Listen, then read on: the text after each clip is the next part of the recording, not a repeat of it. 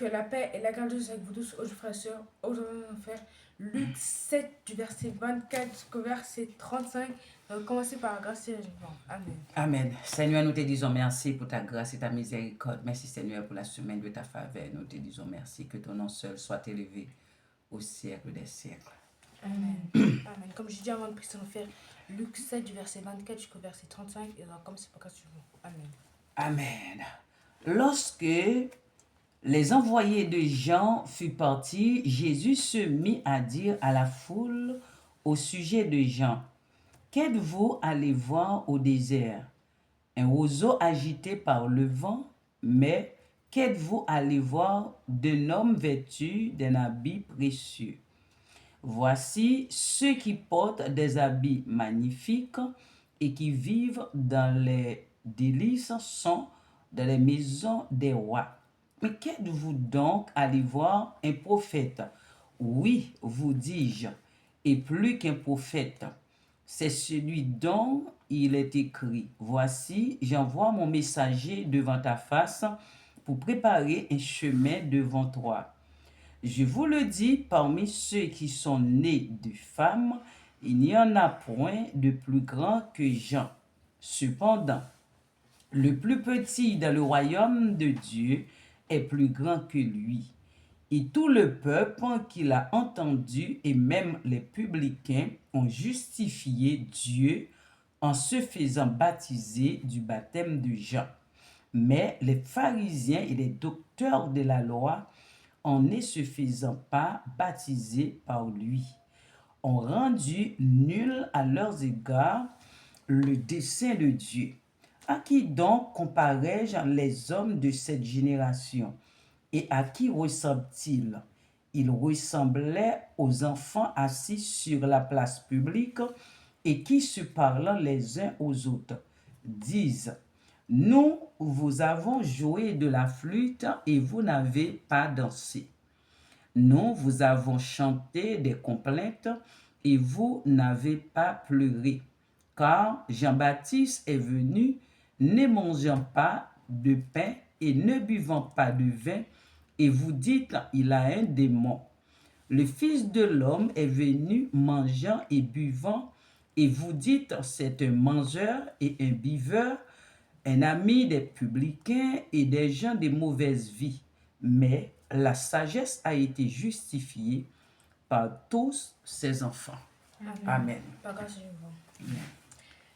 Lorsque les envoyés de Jean furent partis, Jésus se mit à dire à la foule au sujet de Jean, « Qu'êtes-vous allés voir au désert? Un roseau agité par le vent, un homme vêtu d'habits précieux. Voici ceux qui portent des habits magnifiques et qui vivent dans les délices, sont dans les maisons des rois. Qu'êtes-vous donc allés voir? Un prophète? Oui, vous dis-je, et plus qu'un prophète, c'est celui dont il est écrit. Voici, j'envoie mon messager devant ta face pour préparer ton chemin devant toi. Je vous le dis, parmi ceux qui sont nés de femmes, il n'y a point de plus grand que Jean. Cependant, le plus petit dans le royaume de Dieu est plus grand que lui. Et tout le peuple qui l'a entendu, et même les publicains ont justifié Dieu en se faisant baptiser du baptême de Jean. Mais les pharisiens et les docteurs de la loi, en ne se faisant pas baptiser par lui, ont rendu nul à leur égard le dessein de Dieu. À qui donc comparais-je les hommes de cette génération, et à qui ressemblent-ils? Ils ressemblent aux enfants assis sur la place public et qui se parlant les uns les autres disent, nous avons joué de la flûte et vous n'avez pas dansé. Nous avons chanté des complaintes et vous n'avez pas pleuré. Car Jean-Baptiste est venu, ne mangeant pas de pain et ne buvant pas de vin, et vous avez dit, il a un démon. Le Fils de l'homme est venu mangeant et buvant, et vous dites, c'est un mangeur et un buveur, un ami des publicains et des gens de mauvaise vie. Mais la sagesse a été justifiée par tous ses enfants. Amen. Amen. Lorsque les envoyés de Jean furent partis, Jésus se mit à dire à la foule au sujet de Jean, « Qu'êtes-vous allés voir au désert? Un roseau agité par le vent. Mais qu'est-ce que vous êtes allés voir? Un homme vêtu d'habits précieux? Voici, ceux qui portent des habits magnifiques et qui vivent dans les délices sont dans les maisons des rois. Qu'êtes-vous donc allés voir? Un prophète? Oui. Vous dis-je, et plus qu'un prophète, c'est celui dont il est écrit. Voici, j'envoie mon messager devant ta face pour préparer ton chemin devant toi. Je vous le dis, Parmi ceux qui sont nés des femmes, il n'y en a point de plus grand que Jean. Cependant, le plus petit dans le royaume de Dieu est plus grand que lui. Et tout le peuple qui l'a entendu et même les publicains ont justifié Dieu en se faisant baptiser du baptême de Jean. Mais les pharisiens et les docteurs de la loi, en ne le faisant pas baptiser par lui, ont rendu nulle à leur égard la descendance de Jean, De Dieu. le descendant de Dieu. À qui donc comparerai-je les hommes de cette génération et à qui ressemblera-t-il?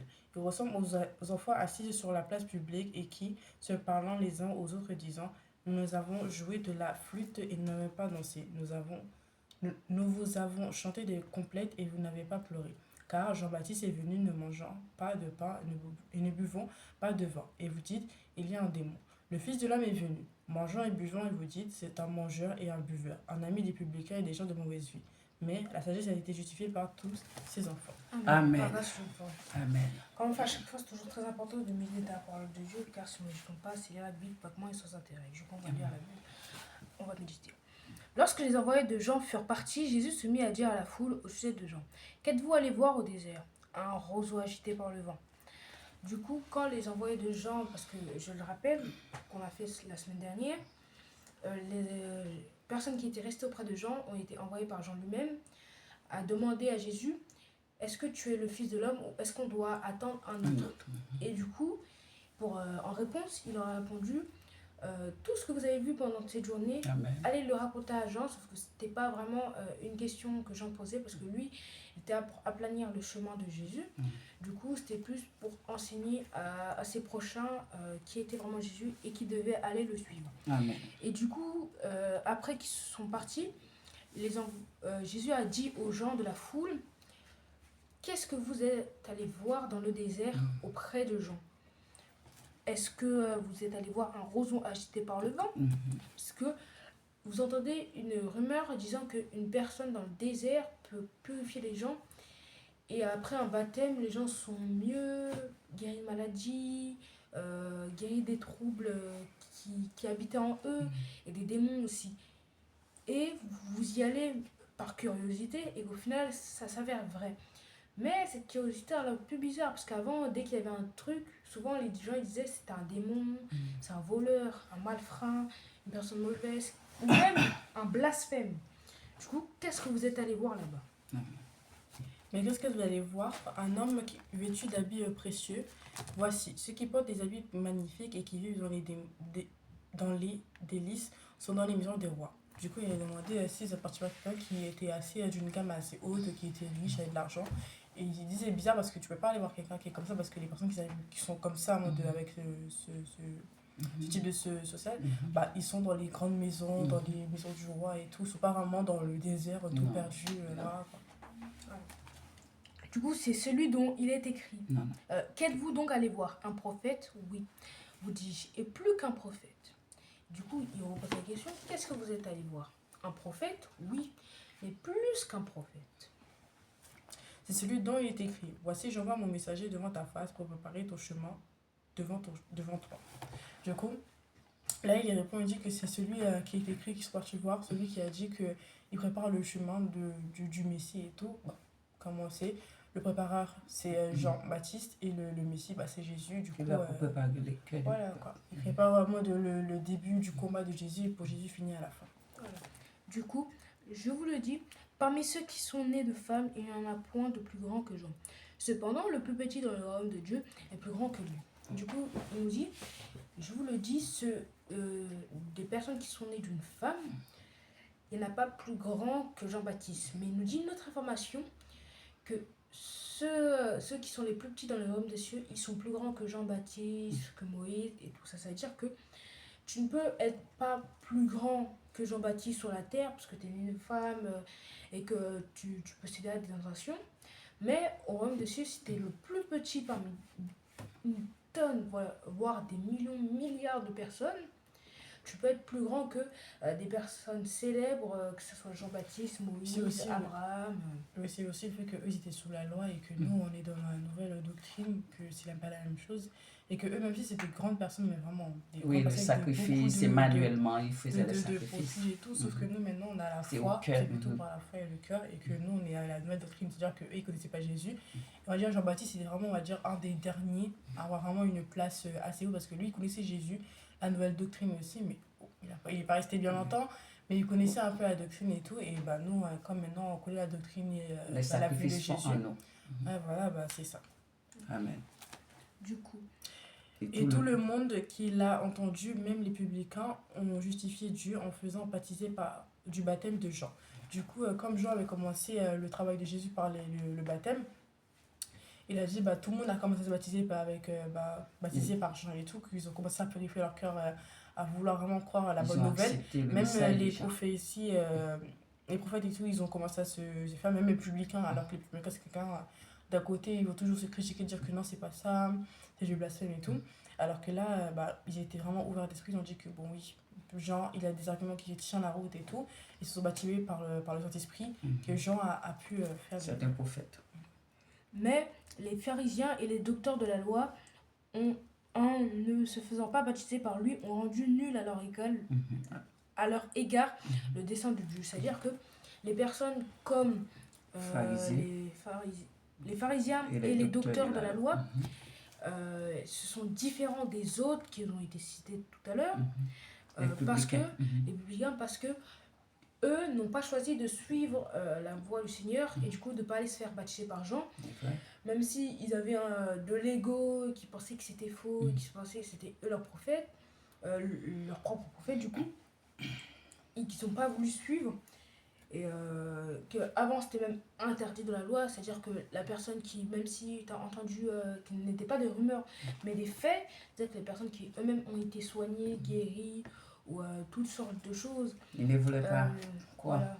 Ils ne voulaient pas accepter cette nouvelle parole, que quelqu'un vienne, à lui tout seul, une seule personne, vienne détruire un peu leur fondation, dans laquelle c'était eux les héros, les prophètes qui étaient là pour les emmener au paradis, et qu'au final, ces personnes n'étaient pas vraiment le Messie, mais quelqu'un qui était venu aplanir le chemin. C'est-à-dire que quand ils ont appris qu'il y avait quelqu'un d'autre après, ils disaient c'est fini, là on va finir à la rue, les pharisiens ils vont tomber, tout va se passer mal.